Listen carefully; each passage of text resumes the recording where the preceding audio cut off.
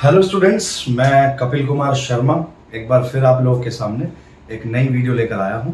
और आज की वीडियो भी मेरी साइंस सब्जेक्ट से जुड़ी हुई होगी। आप सब लोग जानते हैं कि मेरी हर वीडियो में मैं किसी विशेष सब्जेक्ट का नाम ज़रूर लेता हूं। उसके पीछे का कारण यह है कि कई सब्जेक्ट्स पर वीडियो बनती हैं तो जो बच्चे हैं वो कंफ्यूज ना हों कि जो वीडियो सामने है वो कौन से सब्जेक्ट की है। सो आज की वीडियो भी मेरी साइंस सब्जेक्ट से जुड़ी हुई होगी।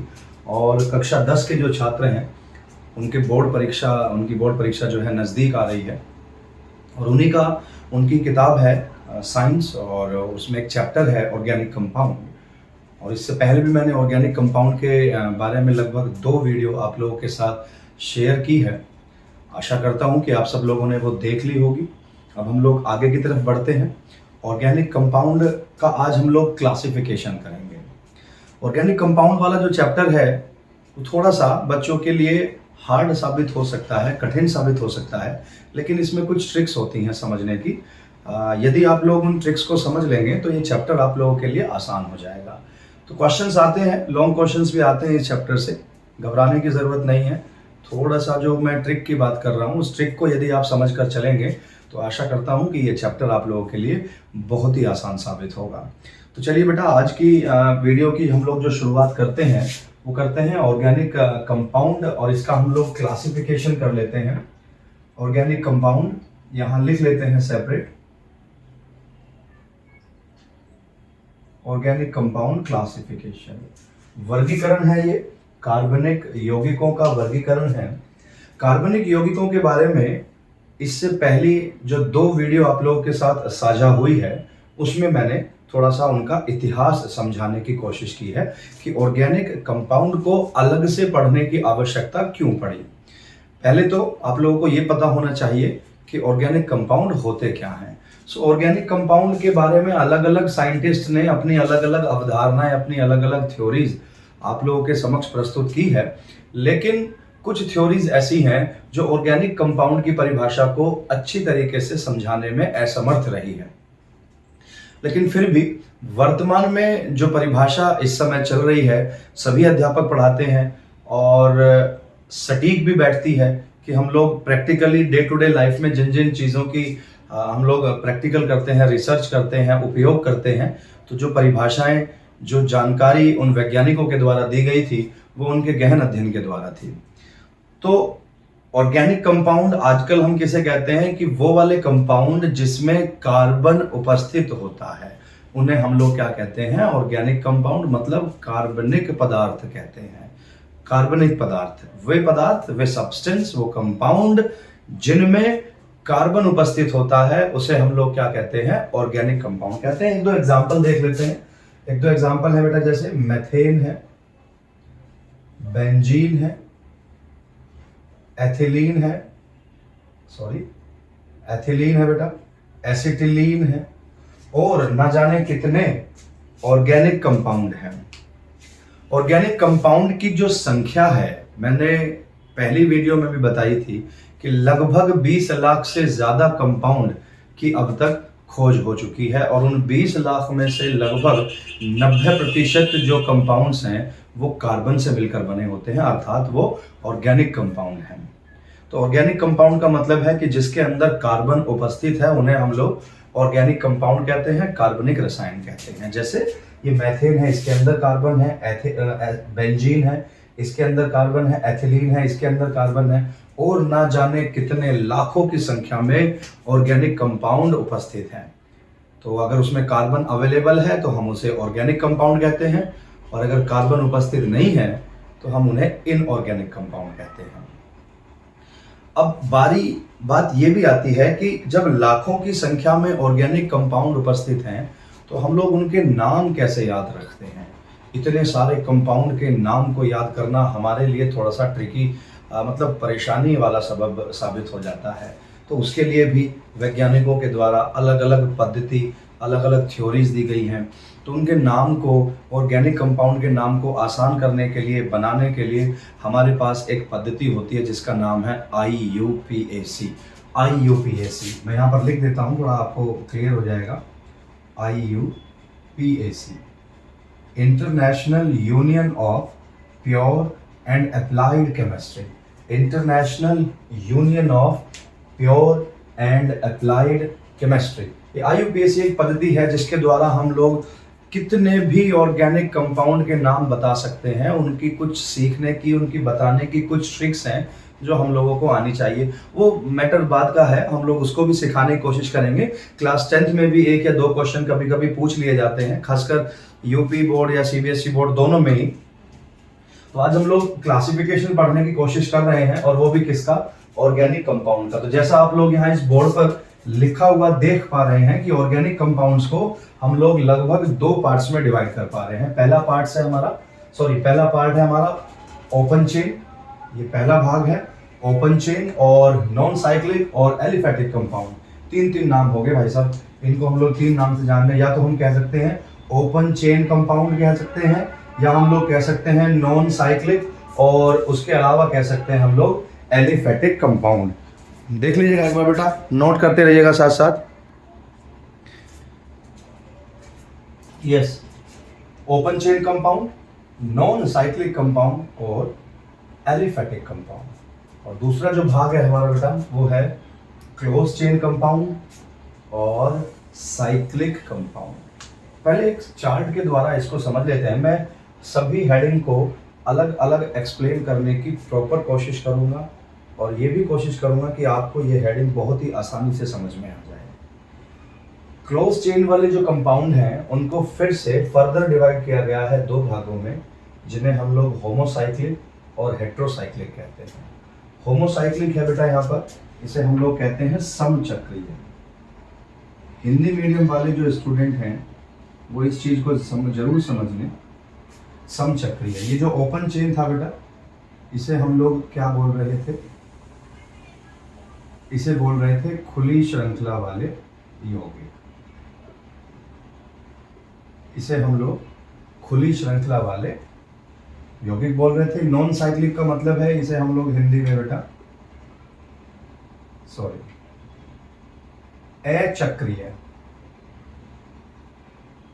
अचक्रीय यौगिक भी कहते हैं।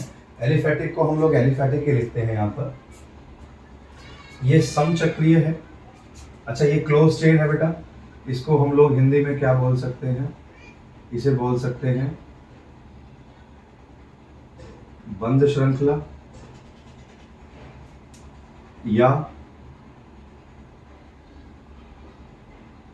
या दूसरा है इसका चक्रीय यौगिक। इसके बाद जैसे मैंने बताया कि क्लोज चेन वाले जो कंपाउंड हैं वो लगभग 2 भागों में विभाजित हैं, 2 भागों में डिवाइड किए गए हैं, होमोसाइक्लिक और हेट्रोसाइक्लिक। होमोसाइक्लिक को हम लोग समचक्रीय बोलते हैं, और हेट्रोसाइक्लिक को हम लोग क्या बोलते हैं, हेट्रोसाइक्लिक को हम लोग बेटा विषम चक्रीय बोलते हैं। ये कार्बोसाइक्लिक ऐसे ही रहेगा, या कार्बोचक्रीय, कार्ब चक्रीय इसको बोल सकते हैं। अच्छा, जो हमारे समचक्रीय हैं वो फिर से 2 भागों में डिवाइड किए गए हैं। एरोमेटिक कंपाउंड, इसको हिंदी में भी एरोमेटिक कहते हैं, और ये है आपका एलिसाइक्लिक कंपाउंड, इसको हिंदी में भी हम लोग यहाँ पर एलिसाइक्लिक ही याद करेंगे। जो हिंदी मीडियम वाले छात्र हैं उनकी किताब में ये एरोमेटिक ही लिखा मिलेगा और ये एलिसाइक्लिक ही लिखा मिलेगा। तो अब इतना तो खैर आप लोगों को समझ में आ गया होगा। आप बहुत ही आसानी से इसका स्क्रीनशॉट ले लीजिए, अपनी कॉपी पर इसे नोट कर सकते हैं। देख लीजिएगा बेटा एक बार। इसको पहले हम यहां से मिटा लेते हैं। टॉपिक बेटा कोई भी छूट ना जाए, ज़्यादा टिपिकल नहीं है, तो ओपन चेन वालों को हम लोग एक्सप्लेन करते हैं। चेन मतलब है श्रृंखला। तो जब हम लोग ऑर्गेनिक केमिस्ट्री का इंट्रोडक्शन पढ़ा रहे थे तब मैंने बताया था कि कार्बन के अंदर एक कैपेसिटी होती है कि वो दूसरे कार्बन के साथ सहसंयोजी बंध बना लेता है। सहसंयोजी बंध मतलब कोवेलेंट बॉन्ड बनाता है, और कोवेलेंट बॉन्ड बनाने की वजह से कार्बन एक लंबी श्रृंखला में एक दूसरे के साथ जुड़ जाते हैं। जैसे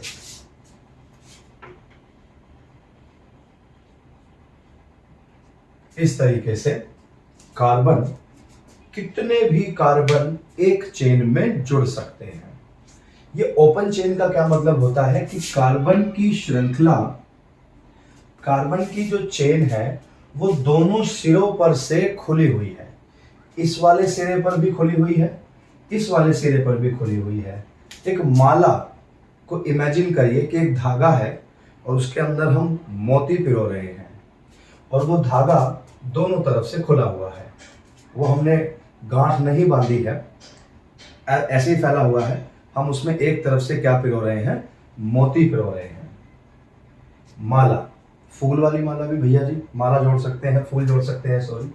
तो खुली श्रृंखला का यहाँ पर मतलब है कि कार्बन की बनी हुई ऐसी श्रृंखला, ऐसी चेन जो दोनों सिरों पर से खुली होती है और उसके आगे या पीछे हम और ज्यादा कार्बन जोड़ सकते हैं, और कार्बन भी जोड़ सकते हैं। आप लोगों को यह भी पता होगा कि कार्बन की जो वैलेंसी होती है वो कितनी होती है बेटा, 4 होती है। ये क्वेश्चन ज्यादातर याद रखने वाली चीज है कि कार्बन की वैलेंसी कितनी है। तो आप लोग प्रॉपर बताएंगे कि कार्बन की जो वैलेंसी होती है वो कितनी होती है भैया जी, 4 होती है। कार्बन की वैलेंसी 4 होती है। कार्बन की वैलेंसी 4 होती है। कार्बन अपने चारों तरफ एक संयोजी सिंगल चार्ज वाले या सिंगल वैलेंसी वाले 4 एलिमेंट्स को अपने चारों तरफ जोड़ सकता है।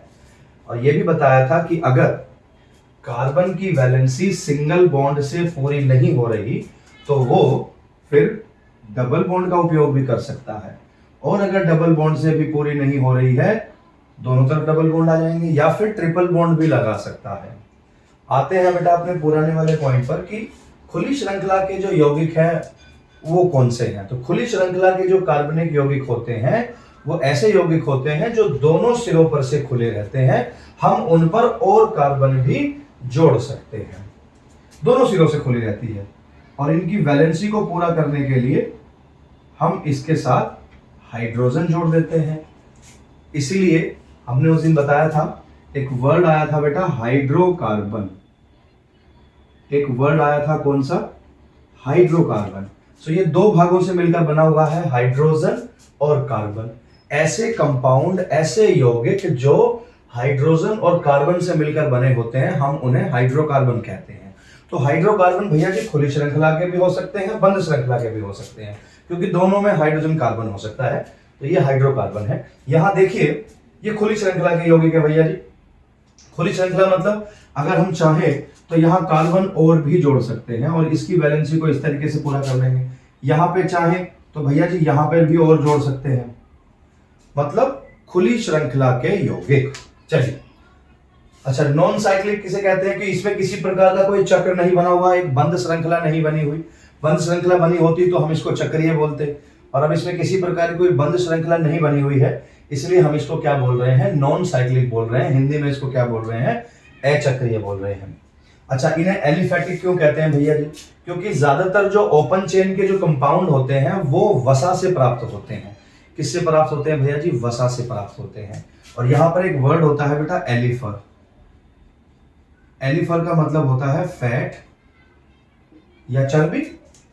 तो एलिफैटिक हम इन्हें क्यों कहते हैं, क्योंकि इन्हें हम लोग वसा, फैट, चर्बी से प्राप्त करते हैं अधिकांश ओपन चेन वाले जो कंपाउंड है, इसलिए इनका नाम क्या रख दिया गया, एलिफैटिक कंपाउंड नाम रख दिया गया। अच्छा, इसको मिटा लेते हैं हम ये तो आप लोगों को समझ में आ ही गया होगा। एक एग्जांपल देखते हैं बेटा, कार्बन है और इसके चारों तरफ हम इस तरीके से एक एक हाइड्रोजन दे देते हैं, एक एक हाइड्रोजन दे देते हैं। तो इसमें कार्बन तो 1 है और हाइड्रोजन कितने हैं, हाइड्रोजन इसमें 4 हैं। ये बन गया CH4। तो ये फॉर्मूला किसका होता है भैया जी, ये फॉर्मूला होता है मेथेन का। एक एग्जांपल और है कि भाई इसमें तो सिंगल कार्बन था, अब हम लोग कार्बन 2 भी ले सकते हैं और इसमें हाइड्रोजन इस तरीके से दे दीजिए कि भाई इनकी वैलेंसी को पूरा करने के लिए कार्बन के साथ क्या जुड़ा हुआ है, कार्बन के साथ जुड़ा हुआ है हाइड्रोजन। तो इसमें कार्बन कितने हैं, इसमें कार्बन है 2 और हाइड्रोजन कितने हैं, इसमें हाइड्रोजन है 6। तो ये फॉर्मूला होता है आपका एथेन, एथेन का फॉर्मूला है। तो मतलब कार्बन से जुड़ी हुई जो श्रृंखला है वो एक के बाद एक के बाद एक के बाद बहुत सारे कार्बन जुड़ते हुए चले जा रहे हैं, इसलिए हम इसको क्या कह रहे हैं, खुली श्रृंखला के यौगिक कहते हैं। अच्छा, खुली श्रृंखला के जो यौगिक होते हैं कभी कभी हमें इनके अंदर नीचे या ऊपर की तरफ ब्रांचेस जुड़ी हुई दिखाई देती हैं। ब्रांचेस मतलब शाखाएं। तो कभी कभी क्या होता है कि इस तरीके से भी इसके नीचे कार्बन जुड़ा हुआ दिखाई दे सकता है कहीं कहीं पर। मतलब चेन है, एक माला है भैया जी, उसमें किसी भी फूल पर, किसी भी मोती पर हमने नीचे की तरफ और फूल और मोती जोड़ दिए। मतलब ये जो चेन है, खुली श्रृंखला, यहां से भी खुली हुई है, यहां से भी खुली हुई है, लेकिन हमने इस वाले कार्बन पर नीचे एक कार्बन और लटका दिया, तो उसको हम लोग क्या कह रहे हैं? शाखा कह रहे हैं, ब्रांचेस कह रहे हैं। तो कभी कभी खुली श्रृंखला के जो यौगिक होते हैं उसमें नीचे की तरफ शाखाएं भी पाई जाती हैं। तो मुझे उम्मीद है कि आप लोगों को ये खुली श्रृंखला के जो यौगिक हैं इनके बारे में पता लग गया होगा। आप नोट कर सकते हैं। खैर, और एक दो एग्जांपल देख लीजिए बेटा। कार्बन 2 है, हाइड्रोजन के अलावा भी इसके साथ कुछ और जुड़ सकता है, ये तो मैंने पहले भी बताया था। इसमें कार्बन कितने हैं बेटा? 2 हैं। हाइड्रोजन कितने हैं इसमें? 5 हैं। और Cl 1 है। ये एथिल क्लोराइड है, ये एथिल क्लोराइड है, एथिल क्लोराइड। ध्यान दीजिएगा बेटा, खुली श्रृंखला के जो कंपाउंड है नोट कर लीजिए सभी चीजों को।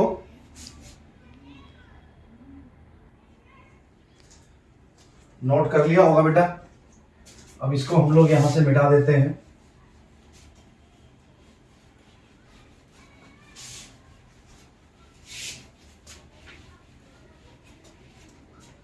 अब जो इससे अगली हेडिंग है वो है बेटा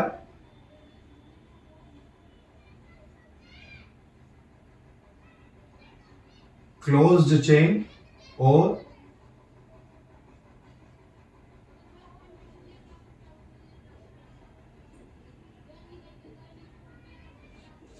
अब इससे पहले वाली जो हेडिंग थी वो थी खुली श्रृंखला के यौगिक। खुली श्रृंखला के यौगिकों में आपको क्या बताया कि वो वाले कंपाउंड जिसमें एक कार्बन से बनी हुई श्रृंखला होती है, कार्बन से बनी हुई एक चेन होती है जो दोनों सिरों से खुली हुई रहती है, उसमें हम लोग और एक्स्ट्रा कार्बन भी जोड़ सकते हैं। लेकिन बंद श्रृंखला, क्लोज्ड चेन से बने हुए जो कंपाउंड होते हैं इसमें कार्बन की संख्या फिक्स होती है। अर्थात जैसे एग्जाम्पल बताया, एक माला बनाई है हमने, धागा बीच में है, उसमें और मोती जोड़ रहे हैं, लेकिन वो जो माला है हमने दोनों सिरे उसके ऊपर जाकर क्या कर दिए हैं? जोड़ दिए हैं। अब हम उसमें और मोती या और फूल ऐड नहीं कर सकते। क्लोज्ड चेन, दोनों सिरे बंद होते हैं। जैसे कार्बन से बनी हुई एक श्रृंखला है, ये यहां से भी खुली हुई है, यहां से भी खुली हुई है, तो ये तो खुली श्रृंखला के यौगिक हो गए। लेकिन अगर हम लोग कुछ इस तरीके से एक बंद स्ट्रक्चर बना दें। बंद स्ट्रक्चर कैसा बन गया है बेटा? ये एक बंद स्ट्रक्चर बन गया ट्रायंगल। ट्रायंगल बन गया ऐसे ही। इस ट्रायंगल पे मैंने कार्बन लिखे हैं। यहां अगर मैं किसी भी कॉर्नर पर कार्बन ना भी लिखूं तो भी आपको क्या समझना है कि प्रत्येक कॉर्नर पर एक एक कार्बन होता है। तो बंद श्रृंखला के जो यौगिक होते हैं, क्लोज चेन वाले जो कंपाउंड होते हैं, उनको हमें क्या समझना है कि उनके जो सिरे होते हैं वो एक दूसरे से जुड़े हुए रहते हैं। उनमें कार्बन की संख्या फिक्स रहती है। अगर एक बार एक बंद स्ट्रक्चर बन गया तो हम उसमें और कार्बन नहीं जोड़ सकते। देखिएगा बेटा। अच्छा, एक चीज और, क्लोज्ड चेन वाले कंपाउंड में कम से कम कार्बन की संख्या कितनी होती है? 3 होती है। इसलिए मैंने सबसे पहले ट्रायंगल बनाया, क्योंकि अगर मान के चलो कि कार्बन 2 है, इसको ऐसे जोड़ लीजिए, ऐसे जोड़ लीजिए, 2 कार्बन से मिलकर कभी भी बंद श्रृंखला नहीं बनेगी। तो बंद श्रृंखला बनाने के लिए हमें कम से कम एक ट्रायंगल की आवश्यकता जरूर पड़ेगी, मतलब 3 कार्बन की जरूरत पड़ेगी। और ये भी हम लोग जानते हैं कि कार्बन की जो वैलेंसी होती है कितनी होती है? 4 होती है। वैलेंसी कितनी होती है? 4 होती है। फिर से बताइए, वैलेंसी कितनी होती है बेटा? 4 होती है। मतलब प्रत्येक कार्बन जब कोई भी श्रृंखला में जुड़ता है, जब किसी भी कंपाउंड में जुड़ता है, तो वो इस तरीके से जुड़ता है कि उसकी वैलेंसी 4 हो जानी चाहिए।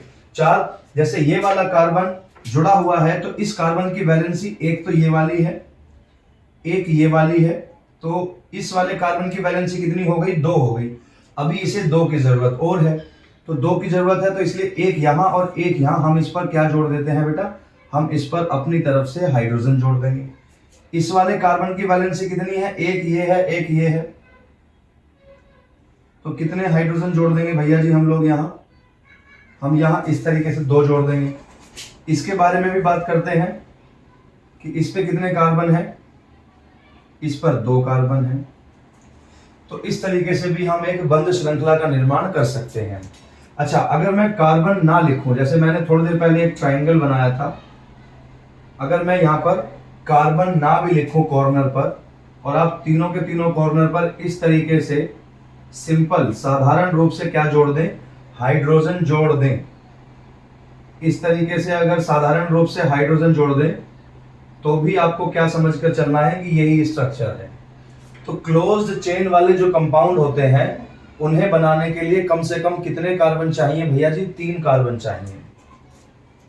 अच्छा, अगर ये और बंद श्रृंखला के उदाहरण बताने की कोशिश करता हूं, एक स्क्वायर है बेटा 4 कॉर्नर वाला, तो कॉर्नर पे अगर आप चाहते हैं तो कार्बन मेंशन कर सकते हैं। अभी मैंने बताया था कि कार्बन लिख दीजिए, या नहीं भी लिखते हैं तो कॉर्नर पर कार्बन ही समझकर चलना है। तो मैं तो यहां लिख देता हूं जिससे थोड़ा सा आसानी रहेगी बेटा समझने में। कार्बन कार्बन कार्बन और कार्बन। अगर कॉर्नर पे नहीं भी लिखते हैं तो समझकर चलना है। तो यहां पर भी प्रत्येक जो कार्बन है उसमें आपको कितनी वैलेंसी दिखाई दे रही है, 2 2 दिखाई दे रही है। इस वाले कार्बन को देखिए, एक वैलेंसी ये है, एक वैलेंसी ये है। ये वैलेंसी का चक्कर क्या है अभी थोड़ी देर में बताता हूं। अच्छा, सभी कार्बन की कितनी कितनी वैलेंसी है, 2 2 है। तो इसलिए इनकी वैलेंसी को पूरा करने के लिए, मतलब वैलेंसी को 4 करने के लिए हम कुछ इस तरीके से इसके साथ क्या जोड़ देते हैं, हम इसके साथ हाइड्रोजन जोड़ देते हैं। क्या जोड़ देते हैं, हाइड्रोजन जोड़ देते हैं, लिख भी सकते हैं। अच्छा, एक और स्ट्रक्चर है बेटा,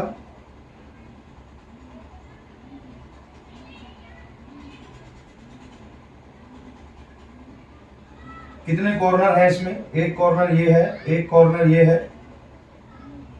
कितने कॉर्नर है बेटा जी, 5 कॉर्नर है।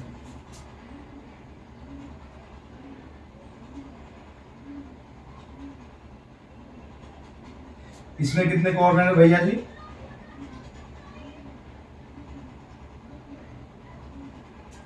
6 कॉर्नर हैं। तो बंद श्रृंखला में लगभग कम से कम तो कितने चाहिए भैया जी, 3 चाहिए। और अधिकतम जब आप देखेंगे अपनी पुस्तक में, अपनी किताब में जब अधिकतम देखेंगे तो आपको 6 कॉर्नर वाले जो एग्जाम्पल हैं वो दिखाई देंगे इस तरीके से। तो इसमें जितने भी मैंने स्ट्रक्चर बनाए, 3 वाला बनाया, 4 वाला, ये 5 वाला, ये 6 वाला, इसमें क्या देखने के लिए मिल रहा है कि एक स्ट्रक्चर बंद है, क्लोज्ड है ना। ये एक बिल्कुल बंद स्ट्रक्चर है, ये भी एक बंद स्ट्रक्चर है। साइक्लिक भी क्यों कह रहे हैं कि अंदर अंदर है ना, साइक्लिक। तो क्लोज्ड चेन वाले ये एग्जांपल हैं। इनके नाम बताना कि इनके नाम क्या होते हैं वो हम लोग बाद में सिखाएंगे, पर पहले आप इनके एग्जांपल देख लीजिए, एक बार नोट कर लीजिए, कोई दिक्कत नहीं है।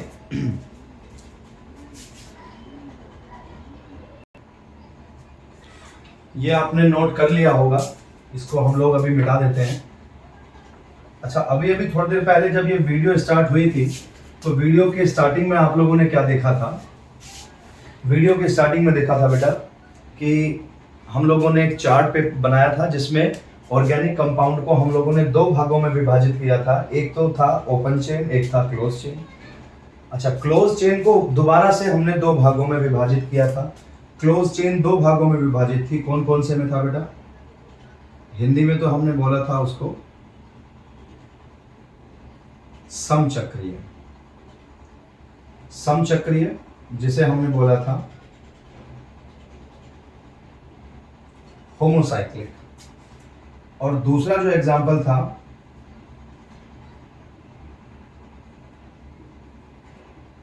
वो था बेटा विषम चक्रीय। इसको इंग्लिश में हम लोग क्या बोलते हैं, इसे हम लोग बोलते हैं हेट्रोसाइक्लिक। तो समझना ये भी जरूरी था क्योंकि पहले ही बताया था कि हम लोग हर हेडिंग को अलग अलग समझाएंगे, तो वीडियो ज़्यादा लंबी ना हो इसलिए जल्दी से शुरू करते हैं। होमोसाइक्लिक किसे कहते हैं, पहले इसको देख लीजिए। अच्छा, ध्यान रखिएगा कि क्लोज चेन वाले कंपाउंड को 2 पार्ट्स में डिवाइड किया गया है, होमोसाइक्लिक और हेट्रोसाइक्लिक। अच्छा, दोनों के अंदर साइकिल चक्र है, मतलब इसके कंपाउंड भी और इसके कंपाउंड भी बंद स्ट्रक्चर वाले होंगे, क्लोज स्ट्रक्चर वाले होंगे। होमो मतलब समान और हेटेरो मतलब समान नहीं होते, विषम होते हैं। वो बताते हैं क्या है, अलग अलग एक्सप्लेन करने की कोशिश करेंगे, लेकिन क्लोज चेन वाले दो पार्ट्स में डिवाइड है। इसको हम लोग एक बार मिटा देते हैं। तो विषम चक्रीय की बात करते हैं, ध्यान से बेटा, सॉरी विषम नहीं, समचक्रीय की बात करते हैं पहले। समचक्रीय, समचक्रीय कंपाउंड ऐसे कंपाउंड होते हैं जो केवल कार्बन से मिलकर बने होते हैं, कार्बन से मिलकर। वैसे तो मैंने बताया कि कार्बन के साथ या कार्बन की वैलेंसी को पूरा करने के लिए अधिकांश आपको क्या दिखाई देगा, हाइड्रोजन देगा। तो समचक्रीय जो कंपाउंड होते हैं वो ये होते हैं कि इनके निर्माण में केवल कार्बन ही हिस्सा लेता है, कार्बन के अलावा आपको और कोई कंपाउंड इसमें नजर नहीं आएगा। समचक्रीय कंपाउंड की डेफिनेशन जब आप लोग लिखेंगे तो यही लिखेंगे कि वो वाले कंपाउंड जिनके बनने में केवल कार्बन हिस्सा लेता है, कार्बन के अलावा और कोई एलिमेंट हिस्सा नहीं लेता, हम उन्हें क्या कहते हैं, समचक्रीय कंपाउंड कहते हैं। अच्छा, समचक्रीय कंपाउंड भैया जी दो भागों में डिवाइड है। हेजिटेशन फील नहीं करनी है पूछने में, और यहाँ कंफ्यूजन नहीं होना चाहिए। क्लोज चेन दो भागों में विभाजित था, समचक्रीय और विषम चक्रीय। और समचक्रीय क्या है, समचक्रीय है हमारा कि वो वाले कंपाउंड जिनके बनने में केवल कार्बन ही हिस्सा लेता है। अब समचक्रीय भी दो भागों में डिवाइड है, जैसे मैंने बताया था, कौन कौन से में,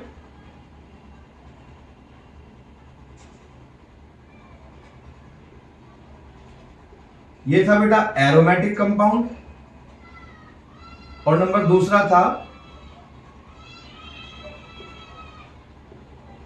था बेटा एलिसाइक्लिक कंपाउंड। थोड़ा ध्यान देंगे, समचक्रीय कंपाउंड जो है वो दो पार्ट्स में डिवाइड है, एरोमेटिक और एलिसाइक्लिक। क्लियर हो गया? तो चार्ट पे तो लिख ही लिया होगा, कंफ्यूज नहीं होना है। अब हम लोग बात करते हैं सबसे पहले एरोमेटिक कंपाउंड की। एरोमेटिक कंपाउंड भैया जी बड़ा ही फेवरेट जो है टॉपिक है, खासकर मेरा तो, लेकिन जो बच्चे इसको एक बार समझ जाते हैं उनके लिए भी बहुत आसान हो जाता है और उनका भी फेवरेट बन जाता है। एरोमेटिक की मैं पहचान बताता हूं बहुत शॉर्टकट तरीके से। एरोमेटिक की पहचान क्या है कि भैया जी इसमें जो कार्बन की संख्या होगी वो 6 होगी, कंफर्म। एरोमेटिक जो कंपाउंड होंगे उसमें कार्बन की संख्या कितनी होगी, 6 होगी। और भैया जी इसमें तीन डबल बॉन्ड होंगे, 3 double bond in alternate form. Alternate form का क्या मतलब होता है, एकांतर क्रम में, एक छोड़कर एक, अल्टरनेट कहते हैं उसे, इसे हिंदी में बोलते हैं एकांतर क्रम। तो एरोमेटिक कंपाउंड वो वाले कंपाउंड होते हैं जिसमें कार्बन की संख्या कितनी होती है, 6 होती है, 3 डबल बॉन्ड होते हैं। स्ट्रक्चर कैसा होगा बेटा इसका, क्लोज्ड स्ट्रक्चर होगा। स्ट्रक्चर कैसा होगा, क्लोज स्ट्रक्चर होगा। और ये जो कंपाउंड होते हैं इनमें एक विशेष प्रकार की सुगंध होती है, एरोमा। एरोमा का क्या मतलब होता है बेटा, सुगंध होता है। एरोमा का मतलब सुगंध, महक।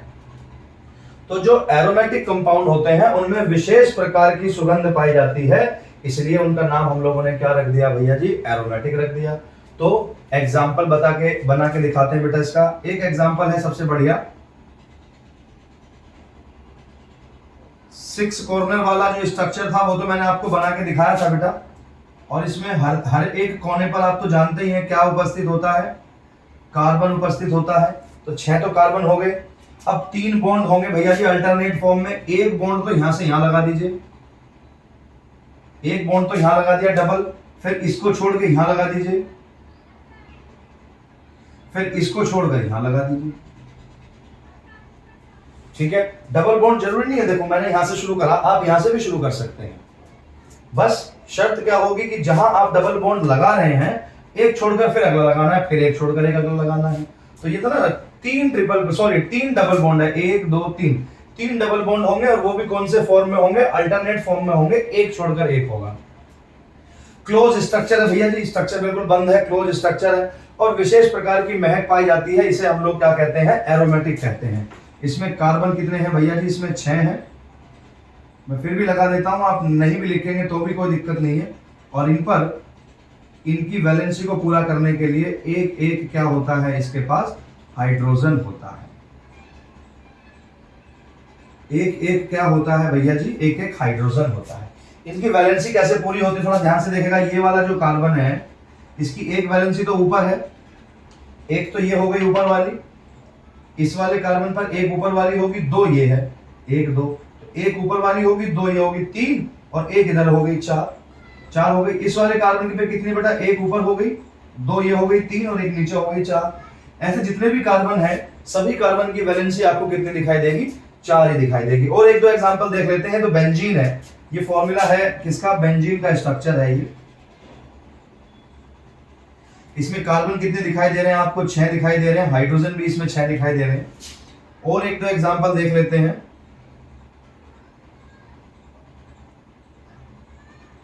डबल बॉन्ड लगा लीजिए 3 जगह, और ऊपर की तरफ हम लोग यहां पर क्या जोड़ देते हैं, CH3 जोड़ देते हैं। देखो समचक्रीय क्या थे कि बनने में केवल कार्बन ही हिस्सा ले रहा है और कोई हिस्सा नहीं ले रहा, और उसको भी हम लोग एरोमेटिक कह रहे हैं। तो नीचे वाला जो हिस्सा है, ये वाला, ये एरोमेटिक है। इसके साथ क्या जुड़ रहा है वो अलग है, ये नीचे वाला कार्बन। तो इसका जो नाम होता है, इसमें कार्बन कितने हैं बेटा, इसमें कार्बन है 6, हाइड्रोजन कितने हैं, इसमें 5 है। 5 इसलिए है क्योंकि एक तो यहां जुड़ रहा है हाइड्रोजन, एक हाइड्रोजन यहां जुड़ रहा है, एक यहां जुड़ रहा है, एक यहां जुड़ रहा है, एक यहां जुड़ रहा है, तो ये 5 हाइड्रोजन हो गए। और ऊपर क्या है बेटा, ये CH3 C6H5CH3। ये जो फॉर्मूला होता है, ये होता है बेटा टॉलुइन का। किसका फॉर्मूला होता है, टॉलुइन। सो एरोमेटिक एग्जांपल तो इसके बहुत सारे हैं, अगर आप अलग से पूछेंगे तो मैं अलग से एक्सप्लेन कर दूंगा। लेकिन समचक्रीय को दो भागों में विभाजित किया जाता है, जैसे मैंने बताया, एरोमेटिक और एलिसाइक्लिक। एरोमेटिक कंपाउंड जो है उनमें कार्बन की संख्या 3 होती है, 3 डबल बॉन्ड होते हैं अल्टरनेट फॉर्म में, क्लोज स्ट्रक्चर होता है, और इसमें एक विशेष प्रकार की जो है महक पाई जाती है, स्पेशल तरह की अरोमा पाई जाती है, इसलिए हमने इसका नाम क्या रखा है बेटा, एरोमेटिक रखा है। तो ये पहचान है एरोमेटिक की। उम्मीद करता हूं कि आपको समझ में आ गया होगा। समचक्रीय का पहला भाग मैं मिटा देता हूं इसको।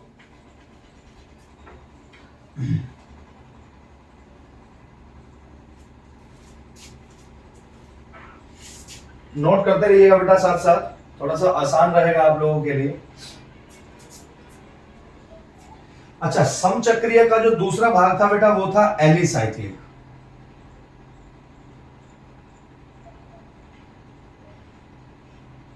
दूसरा वाला जो भाग था वो था एलिसाइक्लिक। अच्छा, एरोमेटिक में क्या था, एरोमेटिक में था कि कार्बन के जो नंबर है वो कितने हैं, 6।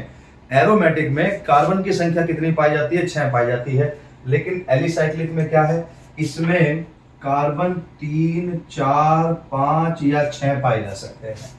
एरोमेटिक में फिक्स था कि 6 ही पाए जाएंगे, लेकिन एलिसाइक्लिक में क्या है कि कार्बन की जो संख्या है वो 3, 4, 5 या 6 कुछ भी हो सकती है, 6 से ज्यादा नहीं भाई साहब, 3, 4, 5 या 6 इनमें से कोई एक।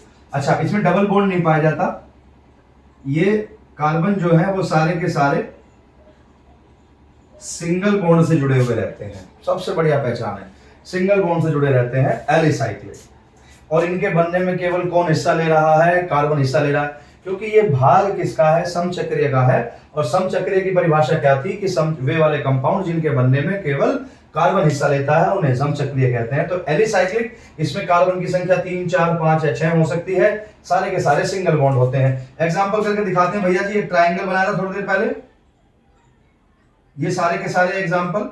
अच्छा, यहां इस तरीके से हम लोग क्या जोड़ सकते हैं, हाइड्रोजन जोड़ देंगे। कॉर्नर का ध्यान रखिएगा, कॉर्नर पे हमेशा कार्बन रहता है, और ये बाहर की तरफ जो मैं बॉन्ड लगा रहा हूं इन पर हाइड्रोजन जोड़ना है इस तरीके से। ये तो 3 वाला एग्जांपल था। ये कॉर्नर कितने हैं भैया जी, इसमें 4 कॉर्नर है, कार्बन है, और इन पर एक एक हाइड्रोजन इस तरीके से आप जोड़ दीजिए, डबल बॉन्ड नहीं लगेगा।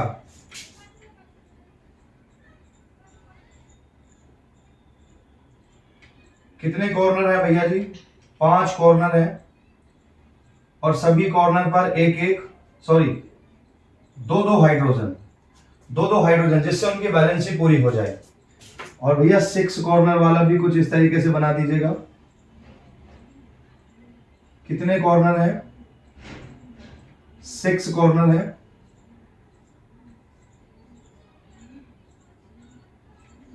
ये इस तरीके से आप लोग जो है एलिसाइक्लिक को बता सकते हैं कि एलिसाइक्लिक में कार्बन की संख्या जो होती है वो 3, 4, 5 या 6 हो सकती है। एक बार आप नोट कर लीजिए, इसको याद कर लीजिए बेटा, आसान रहेगा। थोड़ा मैं आगे से हट जाता हूं।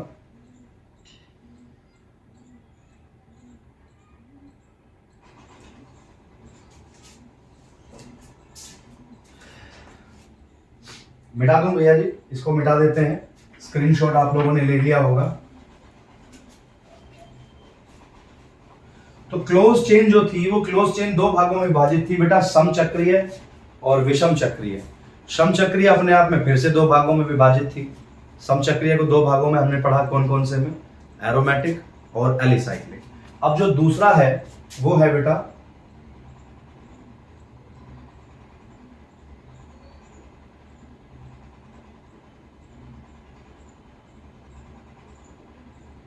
वो है विषम चक्रीय।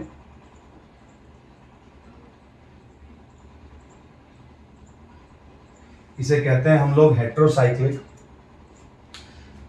ध्यान ये देने वाली बात है बेटा यहां पर कि समचक्रीय में हमने क्या बताया था? समचक्रीय में बताया था कि ऐसे कंपाउंड जिनके बनने में केवल कार्बन ही हिस्सा लेते हैं, कार्बन से अलग कोई भी एलिमेंट हिस्सा नहीं लेगा। लेकिन विषम चक्रीय क्या है कि ये ऐसे कंपाउंड होते हैं जिनके बनने में कार्बन के अलावा कोई और एलिमेंट भी हिस्सा लेता है, इसलिए हम इसे क्या कहते हैं? विषम चक्रीय कहते हैं। कार्बन तो उपस्थित होगा, लेकिन कार्बन के साथ साथ कोई और एलिमेंट भी हो सकता है, जैसे नाइट्रोजन हो सकता है, सल्फर हो सकता है, ऑक्सीजन हो सकता है। तब तक आप लोग ये हेडिंग डालिए बेटा, मैं इसके वो एग्जाम्पल बना देता हूं प्रॉपर। ये दो एग्जाम्पल है बेटा। पिरिडिन थोड़ा सा टेढ़ा मेढ़ा बन गया, इसको अच्छे से थोड़ा सा कोशिश कर लेते हैं भैया जी।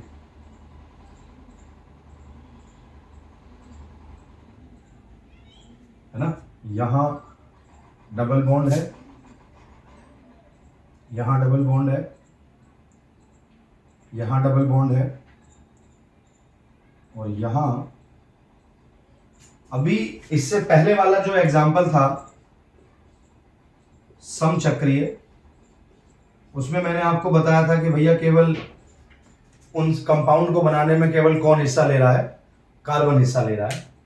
लेकिन अब कार्बन के अलावा आप लोग क्या देख रहे हैं कि इसको बनाने में, पिरिडिन को बनाने में नाइट्रोजन भी है कार्बन के साथ, और थायोफिन को बनाने में कौन है?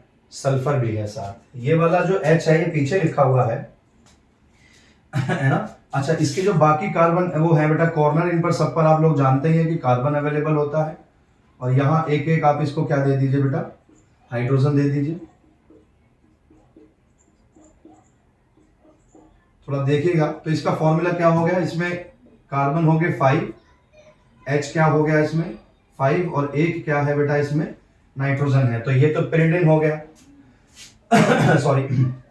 इसमें बेटा इसको कैसे बना सकते हैं? देखिए, कार्बन है और ये वाला कार्बन इस तरीके से जुड़ा हुआ है, नीचे डबल बॉन्ड का प्रयोग किया गया है, कार्बन है, फिर से नीचे डबल बॉन्ड का प्रयोग किया गया है, कार्बन है। इन दोनों कार्बन से क्या जुड़ रहा है? सल्फर जुड़ा हुआ है। अब ये जो हाइड्रोजन है, आप चाहें तो इनको सिंगल बॉन्ड लगा के इस तरीके से भी दिखा सकते हैं।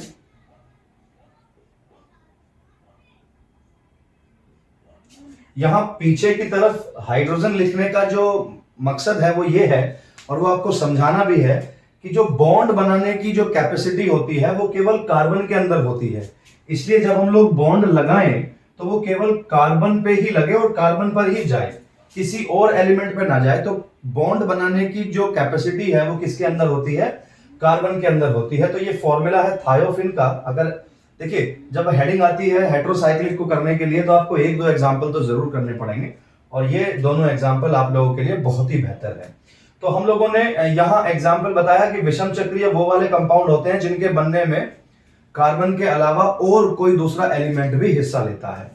तो दो तरीके के हुए बेटा क्लोज स्ट्रक्चर वाले, एक तो हमारा हुआ समचक्रीय और एक हमारा हुआ विषम चक्रीय। आप इसको नोट कर लीजिए एक बार अच्छे से।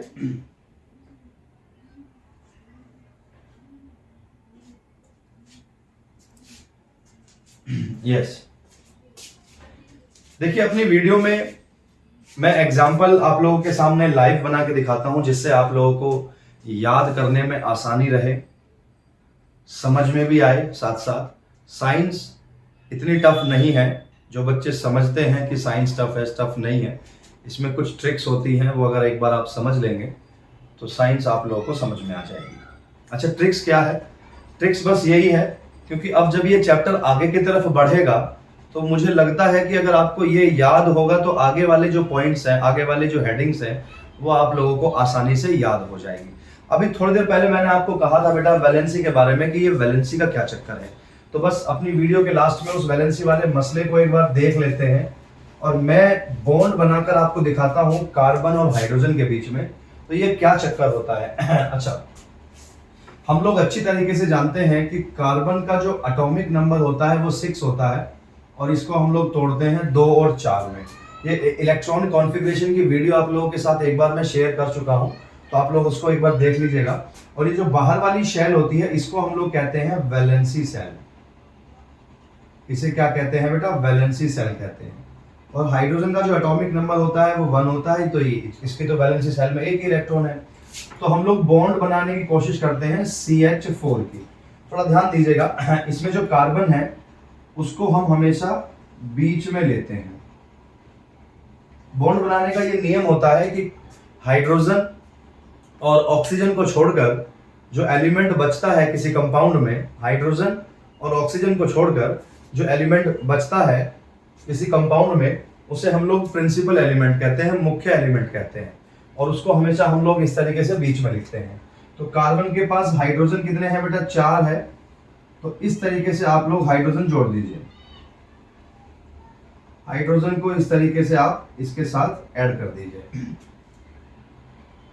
ये है हाइड्रोजन चारों तरफ। तो मतलब हाइड्रोजन का जो एटम है वो कार्बन के एटम के साथ जुड़ रहा है। जुड़ने का कारण क्या है कि हाइड्रोजन के पास केवल 1 इलेक्ट्रॉन है जिसे वो दे सकता है। तो हाइड्रोजन ने 1 इलेक्ट्रॉन किसको दे दिया? अपना कार्बन को दे दिया। मतलब इसके पास भी 1 इलेक्ट्रॉन है तो दे दिया, इसके पास भी 1 है तो दे दिया, इसके पास भी 1 है तो दे दिया। अच्छा, कार्बन के पास कितने हैं? बाहर वाली शेल में 4 है। तो जब हाइड्रोजन इनको 1 इलेक्ट्रॉन दे रहा है तो इसकी भी रेस्पॉन्सिबिलिटी बनती है कि ये भी 1 इलेक्ट्रॉन उसको वापस करे, मतलब उसकी हेल्प करे। तो जब हाइड्रोजन ने 1 इलेक्ट्रॉन इस कार्बन को दिया तो कार्बन भी 1 इलेक्ट्रॉन इसको वापस देगा। कार्बन के पास टोटल कितने हैं? बाहर वाली शेल में 4 है, जिनका वो किसी दूसरे के साथ आदान प्रदान कर सकता है। तो इसने भी इसको कार्बन को दिया तो कार्बन भी इसको 1 देगा। यहाँ पे भी ऐसे काम चलेगा, यहाँ पे भी ऐसे काम चलेगा। कार्बन के पास टोटल कितने इलेक्ट्रॉन थे भैया जी? कार्बन के पास टोटल 4 इलेक्ट्रॉन थे। अच्छा, ये जो बॉन्ड बना है ये कोवैलेंट बॉन्ड है, सहसंयोजी बंध है, जिसमें शेयरिंग के द्वारा बॉन्ड बनते हैं। तो कार्बन के और हाइड्रोजन के बीच में कितने कितने इलेक्ट्रॉनों का आदान प्रदान हुआ है? कितने कितने इलेक्ट्रॉनों का एक्सचेंज हुआ है? 1-1। मतलब हाइड्रोजन ने भी 1 दिया है, कार्बन ने भी 1 दिया है। तो हम लोग इसको कैसे बताते हैं कि कार्बन और हाइड्रोजन के बीच में 1-1 इलेक्ट्रॉनों का साझा हुआ है, एक्सचेंज हुआ है। तो इसलिए हमने हाइड्रोजन और कार्बन के बीच में सिंगल बॉन्ड लगाया। हम ये ऊपर वाले की बात कर रहे हैं, अब इधर वाले की बात करते हैं। तो इधर भी हमने 1-1 का शेयरिंग किया था, नीचे वाले के साथ भी हमने 1-1 की शेयरिंग की थी, और इसके साथ भी हमने 1-1 की शेयरिंग की है। तो ये भी स्ट्रक्चर है, ये भी स्ट्रक्चर है। यहाँ हम लोग इलेक्ट्रॉन शेयर करके दिखाते हैं। तो अगर 1-1 इलेक्ट्रॉनों का साझा हो रहा है तो सिंगल बॉन्ड लगाएंगे, 2-2 इलेक्ट्रॉनों का साझा होता है तो डबल बॉन्ड लगाते हैं, 3-3 इलेक्ट्रॉनों का साझा होता है तो ट्रिपल बॉन्ड लगाते हैं भैया जी। इस तरीके से हम लोग इलेक्ट्रॉन की शेयरिंग को दिखाते हैं। देखिए, कोई भी टॉपिक यदि आपको समझ में नहीं आ रहा है तो एक बार आप मुझे कमेंट करके जरूर बताएं कि भैया ये वाला पॉइंट तो है, एक बार फिर से समझा दीजिए। तो जब हम लोग अगली वीडियो बनाते हैं तो उस अगली वीडियो में आपके किए गए कमेंट को एक बार समझाने की कोशिश मैं जरूर करूंगा। अच्छा, काफी समय दिया जाता है किसी टॉपिक को तैयार करने में, आप लोगों को समझाने में, और ये काम हम लोग इसलिए करते हैं कि बोर्ड परीक्षा नजदीक आ रही है और उसमें आप लोगों को फायदा हो। बोर्ड परीक्षा में अच्छे मार्क्स आए आप लोगों के, अच्छे मार्क्स प्राप्त करके अपने स्कूल का नाम, माँ बाप का नाम और खुद अपनी भी इमेज बनानी है आपको सोसाइटी के अंदर। तो अब थोड़ा सा बोर्ड परीक्षा जैसे जैसे नजदीक आ रही है, आप लोगों को बाकी सब चीजों से डिस्टेंस बना लेनी है और किताब के साथ डिस्टेंस कम कर देनी है। कम मतलब किताबों के साथ अपना समय ज़्यादा व्यतीत करना है। तो इसी उम्मीद में कि आप सब लोग अपने घर पर अच्छे से पढ़ रहे होंगे और मेरी हेल्प ले रहे होंगे, मेरी वीडियो देख रहे होंगे। और अगली वीडियो को अगर आपको पाना है तो जो नए यूजर्स हैं, नए यूजर्स मतलब जो मेरी वीडियो पहली बार देख रहे हैं, तो इस चैनल को एक बार सब्सक्राइब कर दें। लास्ट में ही बोलता हूँ भैया जी, एक रिक्वेस्ट है आप सब लोगों से, जिससे हम लोगों को थोड़ा उत्साह मिलता है, मोटिवेशन मिलता है। हमारे सहयोगी अध्यापक उनको भी थोड़ा साहस मिलता है कि हम लोग आप लोगों के साथ और भी आगे टच में रहें, आगे और भी जुड़े रहें। तो तब अगली वीडियो जब तक आती है तब तक के लिए धन्यवाद और नमस्कार।